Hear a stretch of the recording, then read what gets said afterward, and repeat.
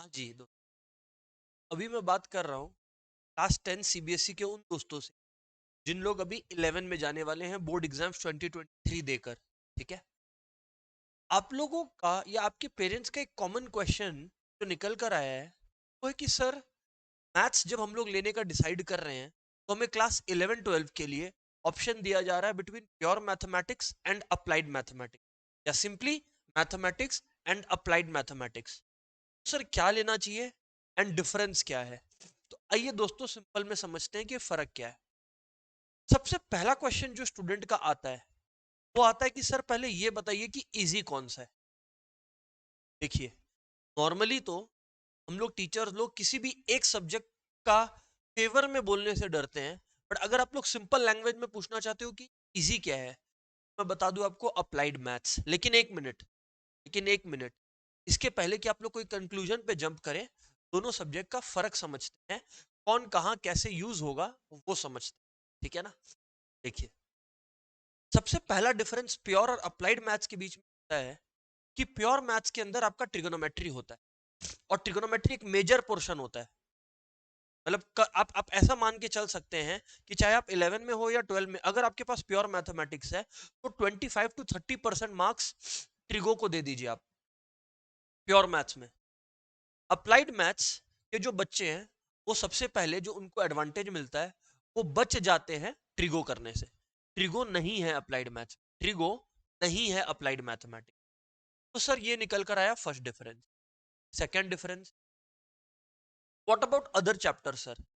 अगर हम लोग बाकी बात करें ना, तो बाकी बात करें तो ऑलमोस्ट सारे चैप्टर्स 11 12 में, चाहे प्योर हो या अप्लाइड हो, 60 65% 70% मैं बताऊंगा दोनों में कॉमन है, दोनों में सेम चैप्टर्स है। फॉर एग्जाम्पल, क्लास 11 में आप लोग जो है पढ़ने लगोगे सेट्स, रिलेशंस, फंक्शंस। वो चाहे आप प्योर में हो या अप्लाइड में आपको पढ़ना ही है। Sequence and series, arithmetic progression, geometric progression, वो आपको पढ़ना ही पड़ेगा दोनों के अंदर। प्रोबेबिलिटी, परम्यूटेशन, कॉम्बिनेशंस, वो आपको पढ़ना ही पड़ेगा दोनों के। स्टैटिस्टिक्स, वो आपको पढ़ना ही पड़ेगा दोनों के अंदर। कहने का मतलब है कि 60 to 70%। अब आते हैं तीसरी बात पर कि सर क्या कुछ ऐसा है क्या जो अप्लाइड मैथ्स में और प्योर में नहीं है? एब्सोल्युटली, क्योंकि मैंने आपको क्या बोला, प्योर का एक मेजर पोर्शन ट्रिगो ऑक्यूपाई कर रहा है, तो उस जगह को अप्लाइड में क्या भर रहा है? इस अप्लाइड मैथ्स में आप लोगों को पढ़ने को मिलेगा फाइनेंशियल मैथमेटिक्स। फाइनेंशियल मैथमेटिक्स का मतलब, जैसे अपने किसी चीज का ईएमआई निकालना चाहते हैं, अपने कोई परचेज करे प्रोडक्ट, अब हमें कितना ईएमआई पे करना होगा, हमें वो निकालना है। उस समय आपका अप्लाइड मैथ्स हेल्प करने, तो कंपाउंड इंटरेस्ट जैसे टॉपिक्स, उसमें आपका अप्लाइड मैथ्स हेल्प करने वाला है। कहने का मतलब है कि अगर मैं समराइज करूं डिफरेंसेस, तीन मेजर डिफरेंसेस निकल कर आते हैं।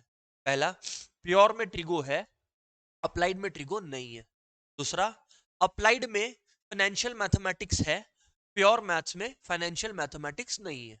ठीक है, ज्यादा यूजफुल क्या लगता है सर आपको, ट्रिगो आगे के लिए या फाइनेंशियल मैथमेटिक्स? दोस्तों, आप में से जिन लोग सीए, सीएस, एमबीए जैसी कोर्सेज परस्यू करने वाले हैं आगे ना, तो मैं आपको बता दूं कि ज्यादा यूजफुल आप लोगों के लिए ऑब्वियसली फाइनेंशियल मैथमेटिक्स है, ट्रिगोनोमेट्री नहीं। ट्रिगोनोमेट्री नहीं। ठीक है ना?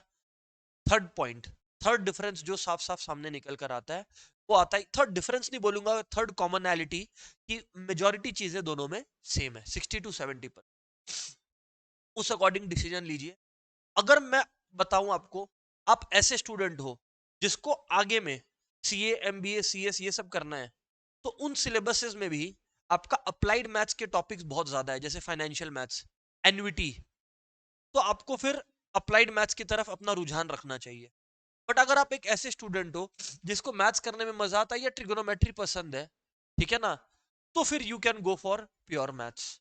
अगर आप एक साइंस के स्टूडेंट हो, you can go for pure maths, कोई दिक्कत वाली बात नहीं है, क्योंकि ऐसे बहुत सारे चैप्टर्स है जो साइंस स्टूडेंट्स के आते हैं जो उनको प्योर मैथ्स में हेल्प करेंगे। जैसे फॉर एग्जांपल, फिजिक्स में दोस्तों आप लोग पढ़ते हैं वेक्टर्स। वेक्टर्स आपका अप्लाइड मैथ्स लेने से नहीं आएगा, प्योर मैथ्स लेने से आएगा, वेक्टर्स एंड 3D ज्योमेट्री। तो उस केस में आप लोग जो है, जो लोग साइंस के स्टूडेंट्स हैं जिनको वेक्टर्स और 3D पढ़ना है, वो लोग प्योर मैथ्स के लिए जा सकते हैं। मैं ये नहीं बोल रहा कि कोई भी स्टूडेंट दोनों में से कोई भी एक चीज नहीं कर पाएगा, कर सब सकते हैं। बस मैंने आपको फर्क बता दिया। Take your own decision wisely. Good luck guys.